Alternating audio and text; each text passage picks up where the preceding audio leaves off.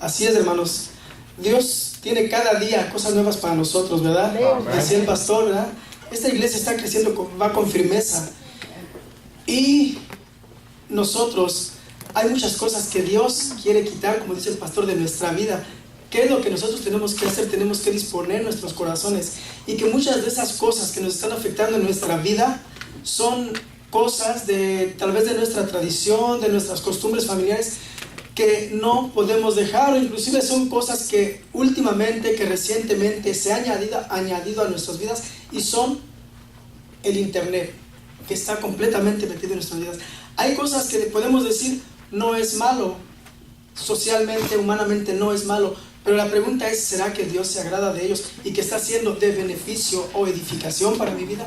Esa es la pregunta que tenemos que hacernos. Y sí, yo creo también que Dios está limpiando esta iglesia, está dejando unos corazones fuertes, unos soldados aguerridos, fuertes, que no se rajan ante ninguna circunstancia, ¿verdad?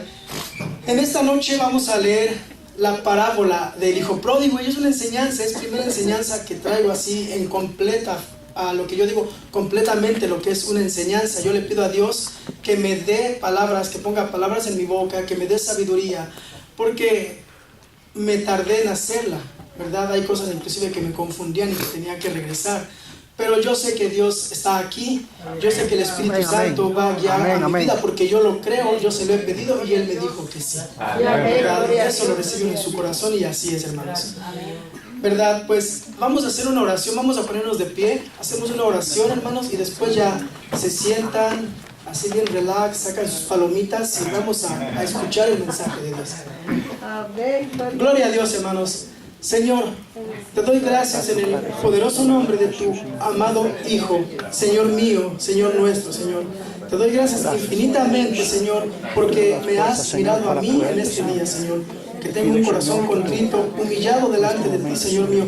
No tengo yo de mí, de mi mente, no tengo nada que decir, nada que ofrecer a tu pueblo, pero tú has puesto palabras, tú has puesto un mensaje, Señor, y yo de todo mi corazón lo quiero trasladar a tu pueblo, Señor. Permite que una palabra quede en tu pueblo en esta noche, que tu pueblo aprenda, Señor, y que esta palabra llegue a su corazón y que lo guarde por obra, para seguir dirigiéndose cada día por tus caminos, que no son difíciles, pero están llenos de bendiciones.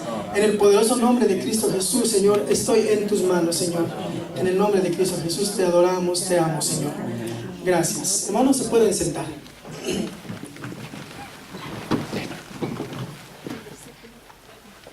Ya, es que el versículo es grande, hermanos.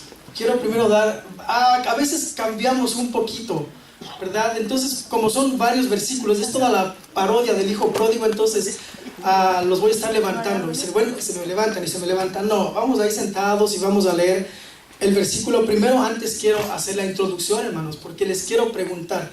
Me lo pregunté yo para mi vida. Digo, ¿cuál fue la decisión yo como persona, yo como Miguel? ¿Cuál fue la decisión más grande o más importante que llegué yo a tomar en mi vida? ¿Verdad? Muchas respuestas pueden venir a nuestra mente, ¿verdad? Porque la decisión más grande será que pudo haber sido de origen laboral, social, familiar, académico, ¿verdad? Muchas veces tomamos decisiones en cuanto a lo que queremos ser en la vida, si tenemos la oportunidad de estudiar, no funcionan. Son decisiones muy importantes, hermanos.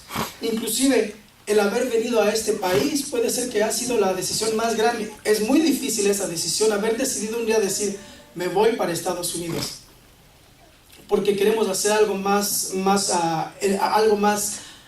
benéfico o de más futuro en México, y la forma es llegar a Estados Unidos. Entonces, para muchos de nosotros, yo pienso que fue la decisión más grande, ¿verdad?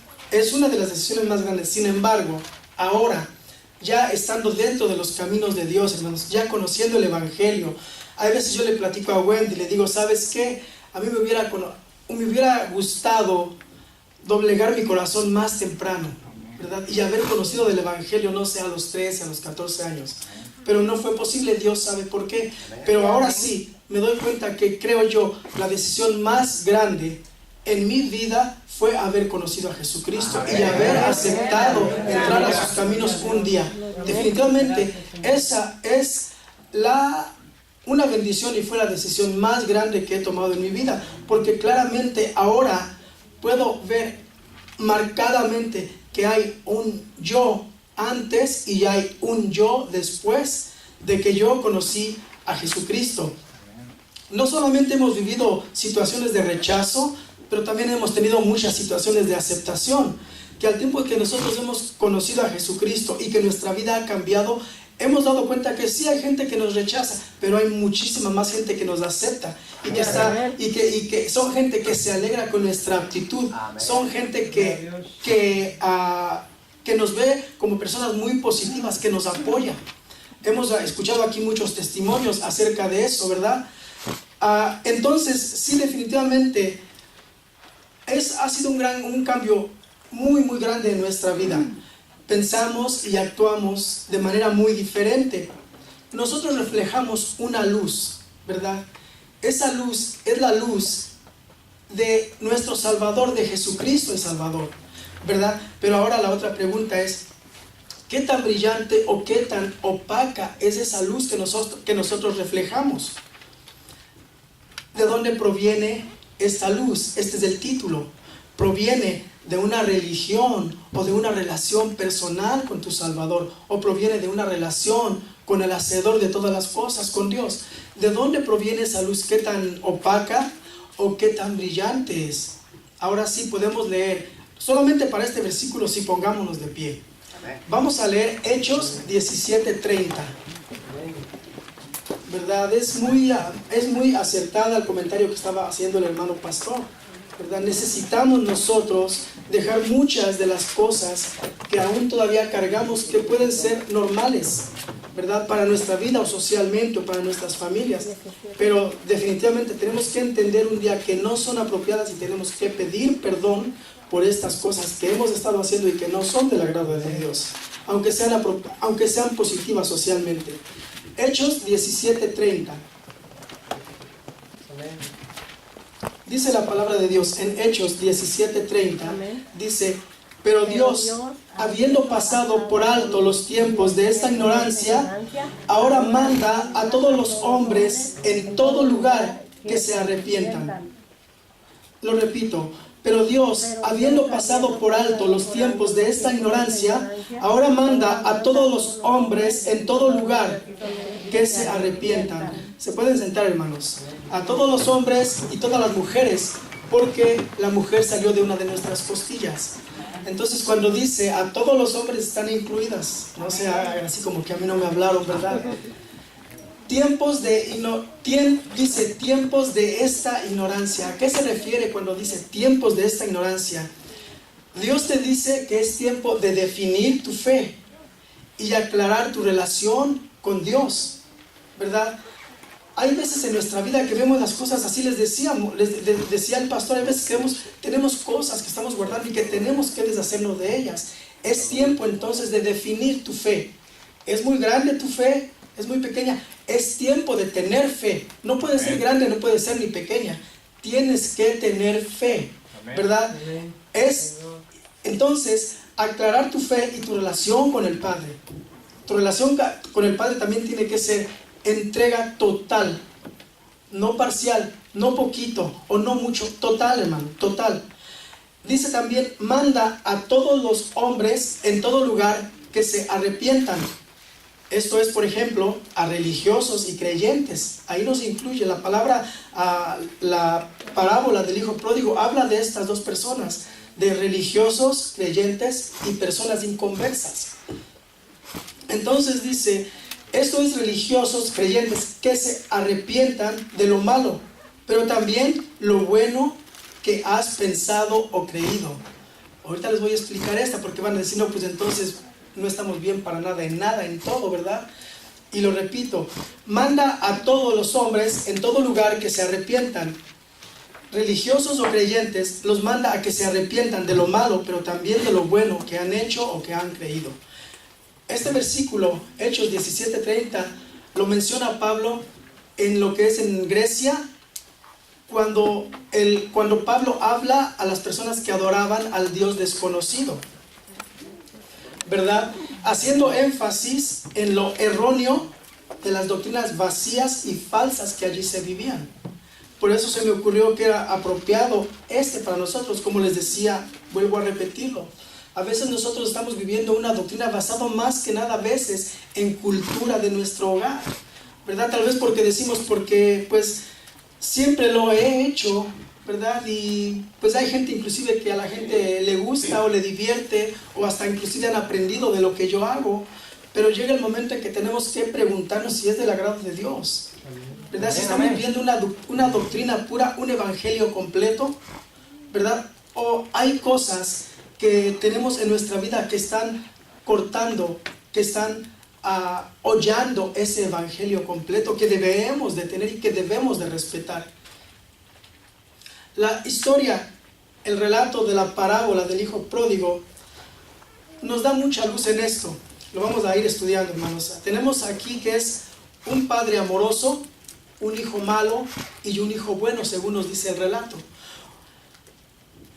Quiero mencionar la audiencia que estaba escuchando a Jesucristo en ese momento. El relato lo estaban escuchando publicanos, pecadores, fariseos y escribas. Este grupo se sorprendió muchísimo por la petición que el hijo menor hizo al padre, ¿verdad? Entonces yo quiero que tengamos en mente los publicanos y los fariseos, los pecadores y escribas, ¿verdad? En la parodia del hijo pródigo, el hijo mayor obtenía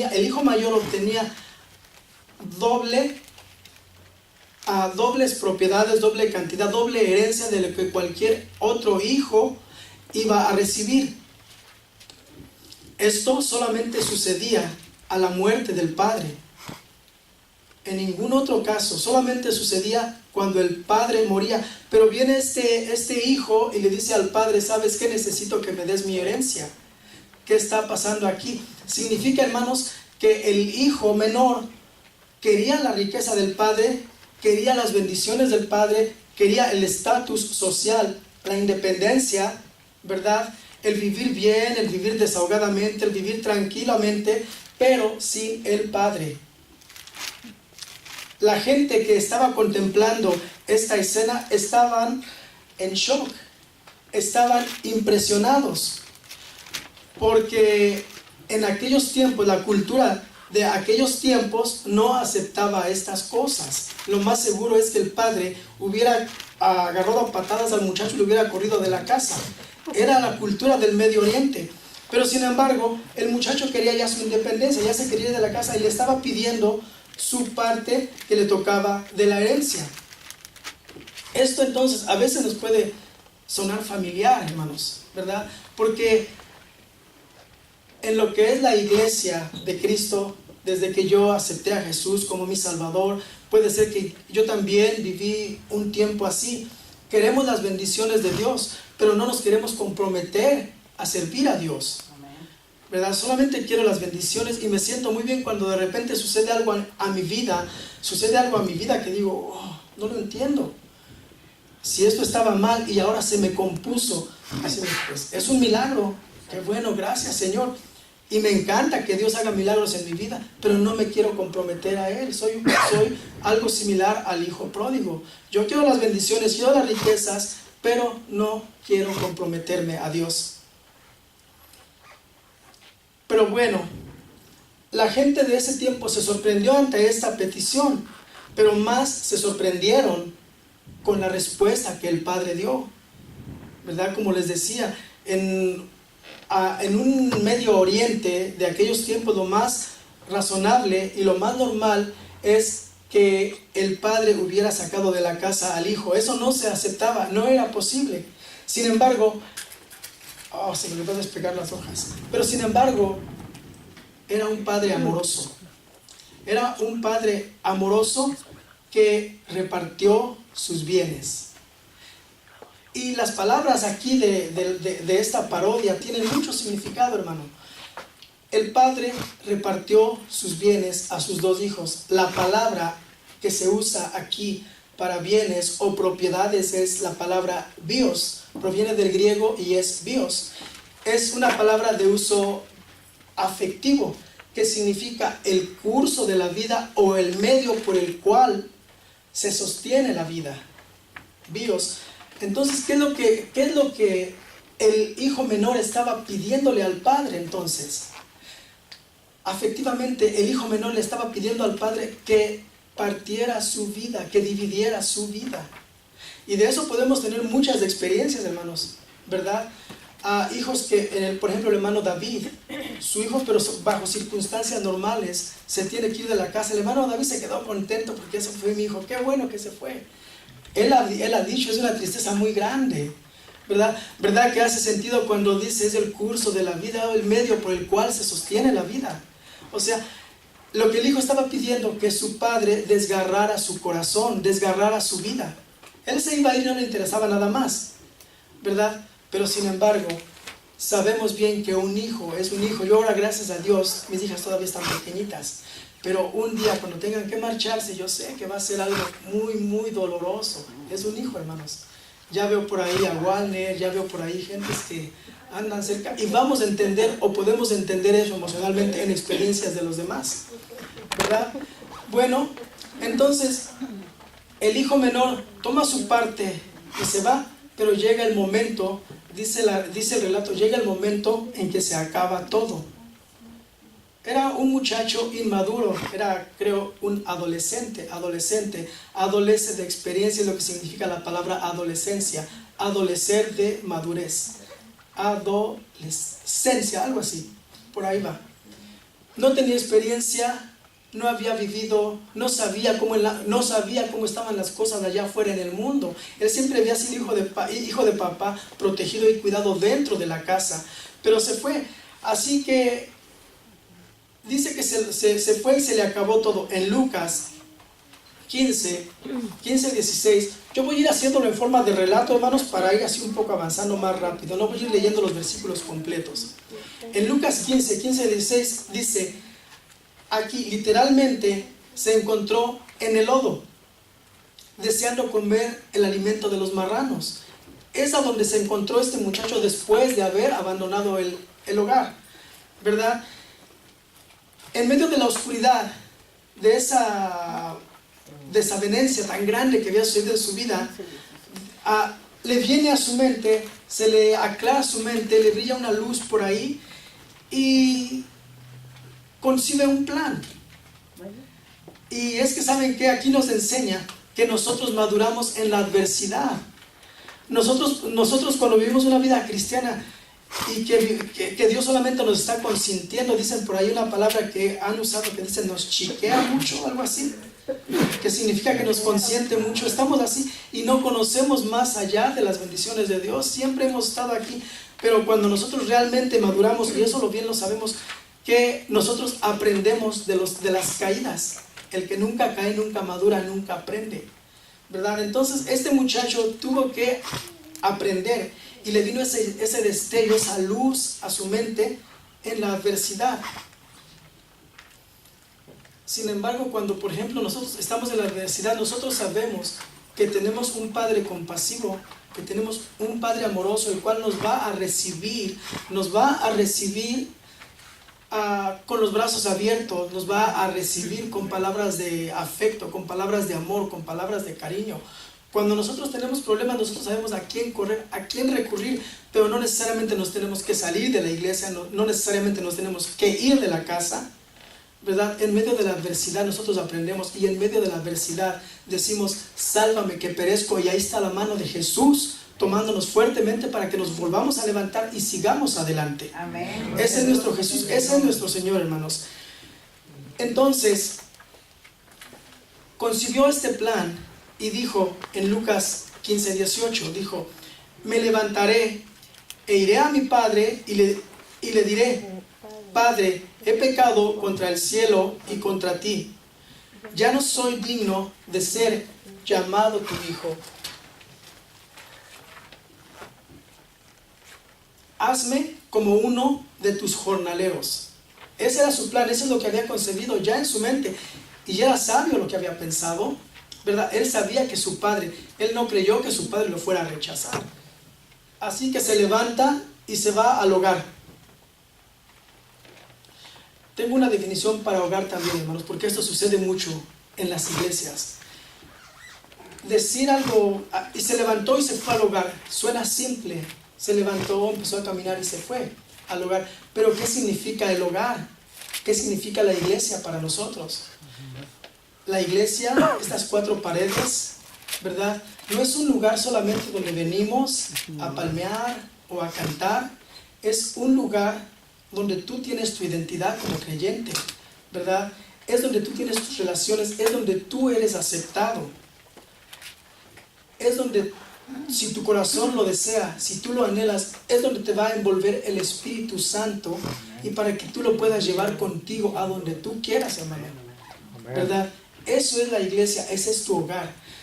¿Cuántas veces nosotros hemos nosotros sabido de hermanos que se van y realmente no son felices? Bueno, yo he encontrado hermanos que estuvieron con nosotros, Wendy y yo hemos encontrado hermanos de Lancashire, ¿verdad?, que se fueron, y puedes ver en su rostro, en la forma de hablar, en su vocabulario, que son personas que perdieron su identidad.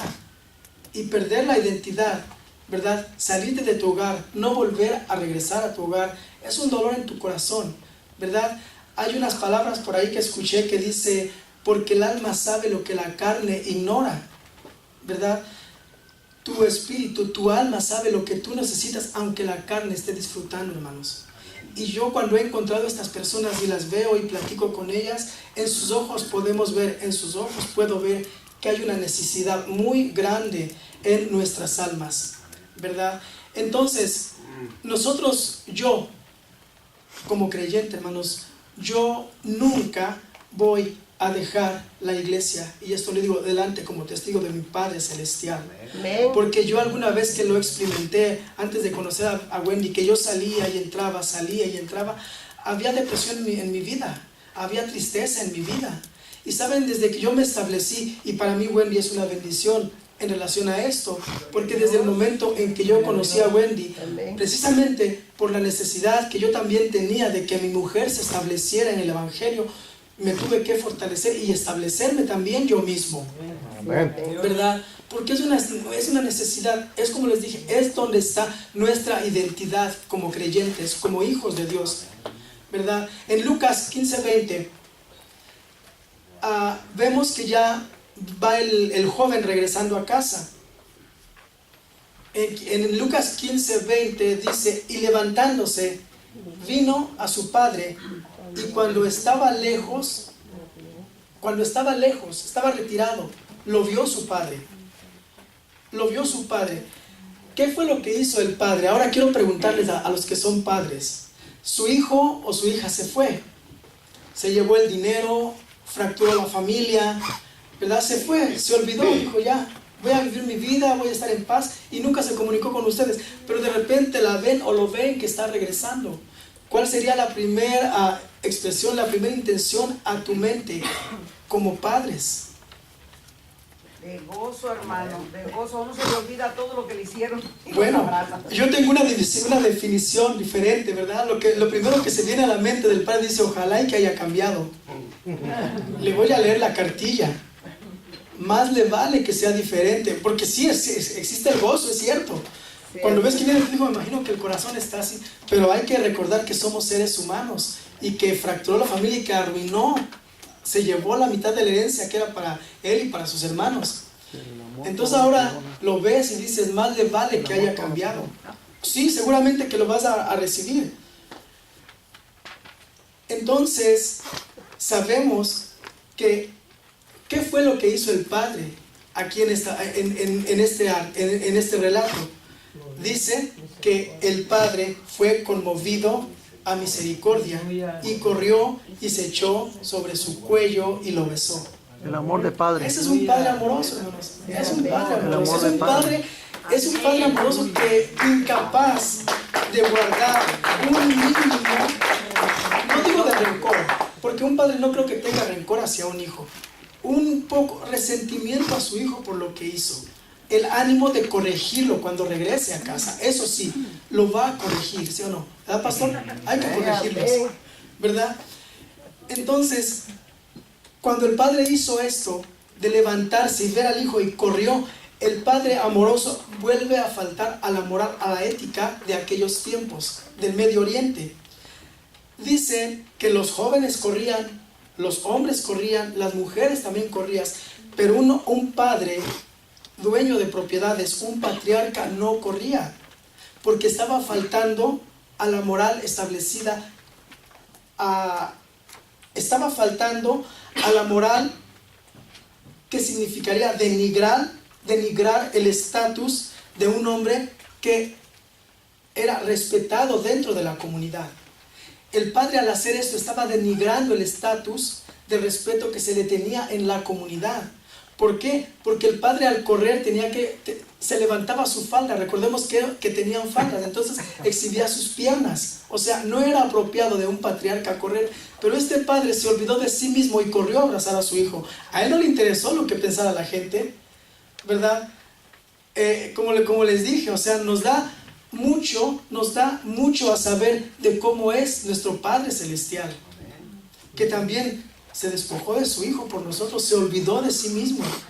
¿O ustedes creen que si Él hubiera pensado o no nos amara como nos ama, hubiera dejado que Jesucristo viniera? No, dice, ¿sabes qué? Tú quédate ahí sentado y que se las arreglen como puedan, porque ellos son los que fallaron, no fallaste tú. Pero sin embargo, tenemos un Padre amoroso. Y sabemos, este relato nos habla de ese Padre amoroso, de ese Dios amoroso que tenemos, y misericordioso. Amén. El hijo le expone el plan que traía a su padre y le dice: he pecado contra el cielo y contra ti, no merezco ser llamado tu hijo, ¿verdad? Al menos aquí el muchacho reconoce que había roto también el estatus de respeto que a él se le tenía en la comunidad. Al menos aquí el muchacho reconoce que había fallado, que había faltado a la familia. Así que sí llegó un poco avergonzado, pero con mucha hambre, ¿verdad? No podemos decir si llegó un poco avergonzado. Lo que llevaba era mucha hambre y lo que quería era comer, ¿verdad? Entonces, le dice en el versículo 19, le dice: hazme como uno de tus jornaleros. Entonces, aquí de alguna forma nos está diciendo que este joven, este muchacho, de alguna forma quería restituir a su padre lo que le había quitado. Es una de las opciones que dan los escritores, ¿verdad?, bíblicos. Es una forma que el muchacho quería restituir a su padre lo que le había quitado. Pero la otra opción que tienen es que dice: hazme como uno de tus jornaleros. Y les digo una cosa, en las iglesias de Dios, en las iglesias que tenemos del Evangelio, ¿saben que hay muchos jornaleros? Porque un jornalero no vive en la casa. Un jornalero generalmente vive en la ciudad y viene a trabajar por un jornal y se vuelve a regresar. ¿Cuántos jornaleros hay aquí en la iglesia que solamente vienen el día de la Santa Cena, en el aniversario, ¿verdad? O cuando hay celebraciones? ¿Cuántos jornaleros hay en la iglesia, hermanos? ¿Verdad? Eso es lo que la opción que también el niño estaba considerando. Hazme como uno de tus jornaleros, así llego a la finca, trabajo un poco y me vuelvo a regresar a arreglar asuntos que dejé pendientes allá, ¿verdad? Allá con las muchachas, con los amigos, y después vuelvo a regresar. Pero ¿saben qué? Dios no está de acuerdo con eso. Sí, amén. El muchacho buscó entonces ser restituido a la familia. El padre no lo dejó ni siquiera terminar, que llegara a esta parte donde dice: hazme como uno de tus jornaleros. No lo dejó que llegara a esa parte, ¿verdad? El padre le restituyó inmediatamente lo que él había perdido. No terminó de exponer su plan. En Lucas 15, 22, antes de que el muchacho dijera: hazme como uno de tus jornaleros, el padre le dice a uno de los sirvientes: saca el mejor vestido y vestirle, y poned un anillo en su mano y calzado en sus pies. Traed el becerro gordo y matadlo, comamos y hagamos gran fiesta, hermanos. El anillo es importante. El anillo es la identidad de la familia. El anillo significa el respeto de la familia. El anillo significa la palabra de honor, que cuando en una carta, en aquel entonces no se firmaban papeles. No se hacían negocios con papeles firmados. En aquel entonces el anillo era el honor. El anillo familiar es el que se plasmaba en cualquier trato, en cualquier negociación. Como sello. Y era el honor de la familia. Entonces el anillo era bien importante. Este joven irresponsable se le volvió a restituir, porque Dios es así. Le volvió a restituir todo lo que le había quitado. El anillo de honor se lo dio. Entonces el joven no se sentía pertenecer a la familia para empezar el lugar, pero su padre amoroso lo restituyó en ese mismo momento y lo volvió a aceptar dentro de la familia. Así entonces, si nosotros buscamos atención, ¿verdad? Si nosotros buscamos llamar la atención a Dios, no tenemos que hacerlo, hermanos, porque nosotros tenemos una identidad. Nosotros ya se nos ha dado, se nos ha concedido, se nos ha restituido a la gloria de Dios por medio de Jesucristo, y nosotros somos príncipes y sacerdotes. Amén. Nosotros no tenemos que andar buscando nada. Si nosotros somos fieles a Dios, nosotros somos príncipes y somos sacerdotes. Nosotros no tenemos que andar buscando un lugar, o no tenemos que andar buscando la atención en el mundo, que la gente nos atienda, que la gente nos busque. No, nosotros tenemos un lugar. Y ciertamente sí, en el mundo la gente nos busca, ¿verdad? Porque ve ese brillo que nosotros tenemos. Nos busca para que les demos consejos, nos busca para vernos sonreír, nos busca para tener apoyo, porque la influencia que nosotros tenemos es grande. Hermano, a las 9:20, ¿verdad? Bueno, hay que estar seguros. Entonces, nosotros somos, ¿verdad? Nuestro Señor Jesucristo, nuestro Salvador, tiene toda la atención puesta sobre nosotros. Por eso es que nosotros debemos de portarnos bien. Por eso es que nosotros tenemos una guía de cómo caminar dentro de los caminos de Dios, de cómo caminar el Evangelio con paso firme, tomados siempre de la mano de Dios. Y así nosotros vivimos felices, como estaba ya feliz ahí el muchacho en la fiesta, en el festín, en la gran comida que se estaba dando. Entonces, se hizo la gran fiesta, el padre estaba feliz, el hijo estaba feliz, toda la gente, era toda la comunidad a la que se había invitado. Cuando se mataba un becerro gordo o el becerro engordado, es porque se iba a invitar a toda la comunidad, ¿verdad? Entonces ahí todos estaban contentos, pero ahí se nos está escapando una cosa. ¿Y el hijo mayor, qué pasó con él? Muchas veces la historia del hijo pródigo, la mayoría de las veces termina aquí. Entonces la familia está reunida, todos estamos contentos, todos felices, se acabó la historia, cada quien a su casa, vámonos, ¿verdad? Pero nos está faltando el hijo mayor. El hijo mayor, ya estamos en el 15:25, Lucas 15:25. El hijo mayor se acercó a la casa, oyó música y danzas. ¿Verdad? Ya estaba ahí la banda tocando, la música. Yo pienso que estaba ahí Ramón Ayala o los Tigres del Norte. Estaban con las danzas, hermanos, pero se ve aquí en el relato que estaba muy alegre, ¿no? Estaba muy ameno esto. Entonces el hijo mayor se acercó a la casa, oyó música y danzas. 26. Llamando a un sirviente, le pregunté, ya ve que la gente es bien poco comunicativa, casi no habla la gente, ¿verdad? No le gusta decir las cosas que se entera. Dice que llamando a un sirviente le preguntó qué era aquello. Y el sirviente, no tardo ni perezoso, le empezó a decir todo lo que estaba pasando. Dice, tu hermano regresó y tu padre ha matado el becerro engordado porque llegó sano. ¿Cuál fue la reacción? ¿Cuál fue la reacción del hermano mayor? Se enojó y no quería entrar. Se enojó tanto que no quiso entrar. Fue entonces necesario que el padre saliera a rogarle que entrase a la casa. Pero vamos a ver, hermanos, aquí la forma tan irrespetuosa, lo molesto, lo enojado que estaba el muchacho este. Dice el relato, ni siquiera le dice padre, no le dice padre, no, le dice, he aquí, tantos años te sirvo. Hay otra versión que dice, mira, tantos años te he servido. Le dice, mira. Y aquí dice, he aquí, tantos años te sirvo. Ni siquiera le dice padre. Estaba enojado, estaba molesto. Dice, nunca me has dado ni un cabrito para gozarme con mis amigos.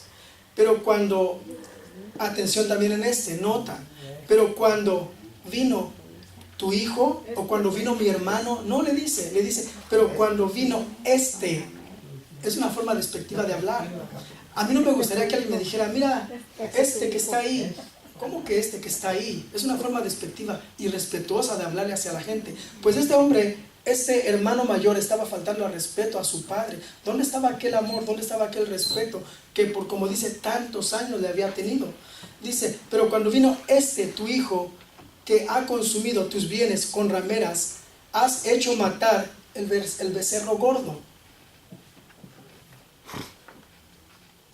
No le llama ni hermano, no identifica exactamente a su padre como su padre, ¿verdad? Él se sentía como fuera de esa familia, él no quería estar en esa familia, lo habían lastimado, lo habían herido, estaba dolido y no quería entrar. ¿Qué nos está mostrando con esta actitud? Celoso. Envidia, celoso. Pero ¿saben que la respuesta la da él mismo? No le importaba el padre.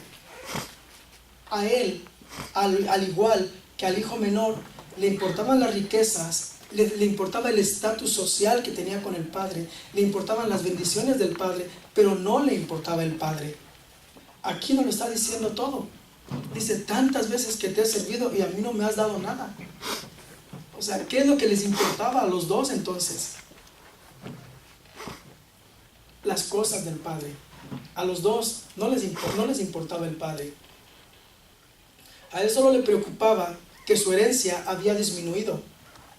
A él solo le importaba que su herencia se estaba consumiendo en una fiesta donde había gastado demasiados bienes. Porque si había invitado, si era una gran fiesta, como dicen las que se hacían en esos días, que eran fiestas de una semana, de días, ¿verdad? Era abundante comida, abundante danza, o sea, todo eso implicaba gastos. El hijo no estaba molesto porque su hermano hubiera llegado, no estaba molesto porque su padre lo había recibido, estaba molesto porque se estaban gastando sus propiedades de él, estaba enojado porque estaban gastándose su herencia.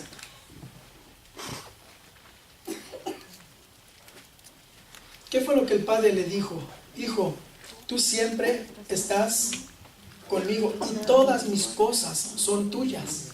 Pero sin embargo se habían gastado demasiadas cosas. Pero aquí una situación. ¿Cuál fue la realidad de que ese hijo menor no quiso entrar a la fiesta? Fue porque era demasiado bueno. Y él mismo lo dice. Él mismo lo dice. Si regresamos un poquito atrás y vuelvo a preguntar, ¿por qué no quiso entrar a la fiesta? ¿Por qué se puso tan rebelde? Dice, he aquí tantos años te sirvo, no habiendo desobedecido jamás. Uno se condenó por ser demasiado malo, el hijo menor.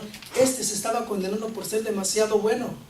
Porque así mismo se juzgaba como una persona muy buena, que nunca le había faltado respeto a su padre. Entonces, tú también me debes de respetar a mí, debes de hacerme veneración a mí. ¿Será que Dios le puede deber algo a alguien? Vamos a explicar esto. En Romanos 4:4. Por ser demasiado bueno, él consideró que el padre estaba obrando mal con él. En Romanos 4:4 dice, pero al que obra no se le cuenta el salario como ganancia, sino como deuda. Y más al que no obra, si no cree en aquel que justifica al impío, su fe le es contada por justicia. Voy a repetir y voy a decirles lo que entiendo en este versículo, pues habla mucho acerca de nosotros hacer favores, hacer el bien, ser amables, ser bondadosos, ser misericordiosos y creer que por estas acciones le vamos a deber algo a Dios. Romanos 4:4 dice, pero al que obra no se le cuenta el salario como gracia, sino como deuda. Sí lo voy a terminar, hermanos. Se le cuenta como deuda, y más al que no obra, sino que cree en aquel que justifica al impío, su fe le es contada por justicia. En otras palabras, toda tu bondad, tu trabajo, tu ayuda a los demás, no es algo que con amor entregas o das. O también algo que regalas, sino que es algo que ya se te ha pagado. Porque tú estás haciendo un jornal y el jornal se paga. todo lo bondadoso que tú seas, todo lo amable que tú seas, ya se ha pagado con creces. Así que tú no tienes que decir, soy muy bueno, o yo hago mucho bien a las gentes. No, ya todo eso está pagado, ¿verdad? Entonces,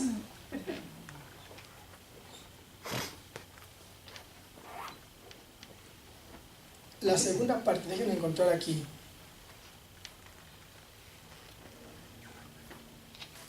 Entonces, tú no eres considerado justo, amable o bondadoso por tus acciones, sino por tu fe en Dios a través de Jesucristo, el cual ya pagó todas tus deudas, ya pagó todas tus acciones, toda tu bondad. ¿Pensamos entonces que Dios le puede deber algo a alguien? ¿Verdad? Pensamos, por ejemplo, es que yo soy muy bueno, yo recojo los instrumentos, toco la guitarra, he llegado temprano mientras el pastor estaba ahí en la casa. Señor, ya llévame contigo. Yo soy muy bueno. Eso estoy yo abordando mi propia justicia, y eso es condenación. Porque estoy dejando la muerte de Jesucristo por un lado. ¿Qué, acaso la sangre de Jesucristo no vale? ¿Acaso la sangre de Jesucristo no cubre multitud de pecados? El amor de Jesucristo cubre multitud de pecados. El amor de Jesucristo también cubre el amor que nosotros le damos a los demás. La bondad que nosotros tenemos para con los demás. Eso es lo que significa el 4:4, hermanos, ¿verdad? Por eso, lamentablemente, este muchacho había sido condenado por su bondad, porque él mismo lo dice. Por eso no entró, por eso se rebeló, por eso le faltó respeto al Padre, porque era demasiado bueno. Hay creyentes con un corazón bueno como el del hermano mayor. Entonces, vamos a la iglesia, obedecemos al pastor, leemos la Biblia, oramos, ayunamos, ¿verdad? Entonces ya por esto consideramos que ya tenemos ganado el cielo. Pues por considerarlo así, a nosotros mismos nos podemos perder. Entonces, soy bueno, soy digno, debes llevarme al cielo. Si ese es el pensamiento en mi mente, en mi corazón, entonces Jesucristo es mi modelo, Jesucristo es mi héroe, Jesucristo es mi ejemplo, pero Jesucristo no es mi Salvador, porque mi Salvador soy yo mismo. ¿Está siendo correcto pensar así? No, simplemente yo voy a hacer todo lo que esté en mi mano. Si es posible, no sé, si fuéramos posibles ahora mismo que pudiéramos ir a Guatemala a ayudar, fuera posible, lo haríamos, ¿por qué no? Pero no estamos haciendo un acto, de redención. Estamos haciendo un acto que ya Jesucristo lo hizo por nosotros. Entonces nosotros solamente estamos haciendo algo que nosotros debemos y que nosotros pagamos gustosos, porque la gracia de Dios está sobre nuestras vidas. Amén. Ese fue el error del hermano mayor. Él era su propio Salvador, era su propio héroe. Y dice la palabra de Dios, es muy dura, dice, porque toda nuestra justicia son como trapos de inmundicia delante de Él. Y nosotros somos como suciedad ante su presencia. O sea, de ninguna forma, no hay, ni el Papa ni las monjitas están peor que nosotros, hermanos, ¿verdad? Porque inclusive ven que es algo triste ver a una persona anciana, porque una persona anciana merece nuestro respeto completamente, pero es lamentable ver al Papa, cómo la gente se le inclina, cómo la gente se arrodilla ante él, cómo le besa las manos.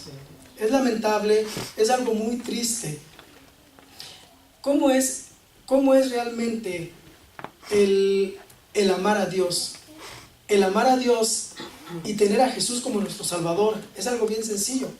Solamente llegar a la iglesia, agradecer por el sacrificio póstumo de Jesucristo, amar a Dios porque Él es grande, porque es hermoso, porque es magnífico, porque es bueno. Eso es lo que el verdadero creyente debe hacer, amar a Dios por sobre todas las cosas, sin deseo nunca de esperar nada más que la bendición de Él, la salvación, y cuidar la salvación que está en nuestra vida, porque es lo que nosotros merecemos, porque Cristo nos lo ha regalado, no porque nosotros lo hemos tomado o lo merecemos por nosotros mismos. La parábola, hermanos, y esto fue lo que me llevó más que nada a hacer todo este proceso, porque la parábola termina en la conclusión de que el hermano menor que se va y regresa, Consideremos la audiencia que estaba escuchando a Jesucristo en ese momento. La audiencia estaba impresionada, estaba llenos de indignación, porque Jesucristo estaba diciendo algo que a ellos no les había gustado. ¿Cómo es posible que el hijo bueno es salvo? ¿Cómo es posible que el hijo malo que regresa a casa es salvo y el hijo bueno que todo el tiempo fue obediente está condenado? Eso no podían aceptarlo. Jesucristo para estas gentes era un blasfemo, para los religiosos. Por eso el título es: ¿somos nosotros religiosos o verdaderamente tenemos una relación con Dios? Tenemos que nosotros definirnos. Tenemos que definir realmente de qué lado estamos. ¿Estamos inclinándonos más hacia lo religioso, hacia el ser buenos, hacia hacer el bien por los demás, ¿verdad? A ser bondadosos, a que yo me gusta mucho ayudar en la iglesia, me gusta mucho ayudar en el trabajo, me gusta mucho ayudar allá, porque es un mandamiento de Dios, entonces yo soy muy bueno? Eso es religión, ¿verdad? O realmente lo único que yo intento hacer es tener una relación personal con Dios, y después de tener una relación personal con Dios, va a haber bendición, va a haber unción a mi vida, ¿verdad? Y todo lo demás va a ser añadido. En los momentos de tristeza, en los momentos de dificultad, voy a tener esa paz, esa tranquilidad que solamente Jesucristo puede dar. Llegamos entonces, ya estoy concluyendo, ¿verdad? Hay muchos hermanos mayores, hay muchos hermanos menores, pero la conclusión aquí es: no, me equivoqué. Vamos a regresar al capítulo 1, 15:1, y vamos a ver que Jesucristo estaba contándole estos relatos y contó otras dos parábolas, que es la parábola de la oveja perdida y el dracma perdido. En la primera parábola hay una oveja que se pierde, y ya hay alguien que deja 99 en un lugar. No pensó si se le iban a perder o se las iban a robar, pero se va por la que estaba perdida. Alguien fue a rescatar a la oveja perdida. En la segunda parábola, Jesucristo les relata esta historia de una mujer que perdió una moneda, perdió un dracma, ¿verdad? ¿Qué es lo que hace esta mujer? Esta mujer vuelve la casa al revés, la pone patas para arriba, de cabeza, pero encuentra su dracma que había perdido, invita a sus amigas, a las vecinas para que hagan fiesta, porque había encontrado su dracma. Entonces llegó al hijo pródigo, ¿verdad? Y la pregunta es: ¿quién salió a buscar al muchacho que se había ido? ¿O de quién era la obligación de salir a buscarlo? La audiencia que Jesucristo tenía en ese momento sabían la respuesta. Tenía que haber salido el hijo mayor, porque por eso es que el hijo mayor recibe doble porción de herencia, porque es el que se encarga de mantener a la familia unida. No sé si esto sigue funcionando igual en Medio Oriente, ¿verdad? O no sé si inclusive sean tradiciones también que puede ser que haya en nuestra casa. Bueno, el hijo mayor recibe doble porción porque él es encargado, después de que fallece el padre, de ir a traer, de mantener unida a la familia. Entonces la audiencia sabía que el hijo mayor tenía que haber salido a costa de lo que fuera, pero salir y traer a su hermano de regreso, lo cual no hizo, ¿verdad? Entonces la parábola termina así, termina inconclusa. ¿Qué pasó entonces con el muchacho, con el hijo mayor? No entró a la fiesta. ¿Qué es lo que Jesucristo nos quiere mostrar aquí? Porque nosotros hemos escuchado muchas de las parábolas, las hemos leído y todas tienen un final. Todas las parábolas tienen un final, pero aquí Jesucristo no nos da el final en la parábola. ¿Saben qué?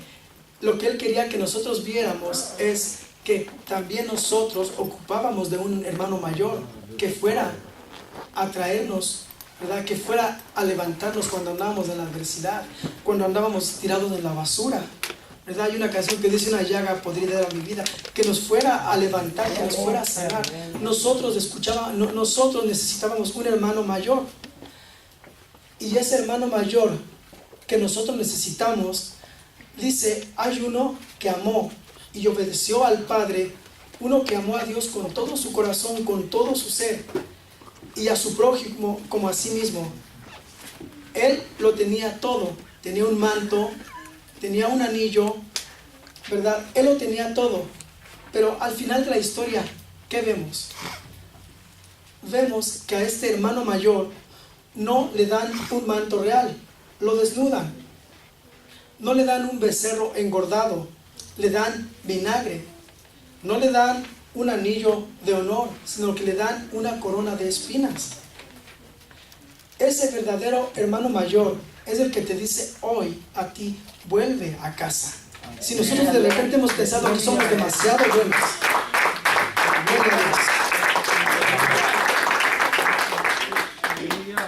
tu hermano mayor quiere que entres al festín. Tu hermano mayor hoy quiere que vuelvas a casa, porque para que tú puedas ser vestido, a él tuvieron que desnudarlo, ¿verdad? Para que tú puedas ser un príncipe y un sacerdote, él tuvo que abandonar su trono y venir, como dice su palabra, porque el Hijo del Hombre, las aves tienen sus nidos, las zorras sus madrigueras, mas el Hijo del Hombre no tiene dónde recostar su cabeza. Vuelve a casa, te dice el Señor en esta noche. Amén. Dios los bendiga, hermanos. Amén. Hermanos, en esta noche, si alguno de nosotros creemos que necesitamos regresar a casa, 1 o 2 o 3, podemos pasar al frente. El pastor Walter Wilson pueden orar por nosotros, ¿verdad? Si crees que has sido demasiado bueno, ¿verdad? Y que a veces sin pensarlo, tal vez has reclamado, ¿verdad? He sido demasiado bueno y la gente no sabe agradecer. Hay alguien que ya te agradeció con sangre, ¿verdad? Si dices, he sido demasiado bueno y la gente no sabe reconocer, ya te reconocieron, eres salvo, hermano. ¿Verdad? Si tú te sientes en esa situación, hermano, ponte de pie y vamos a orar. Vamos.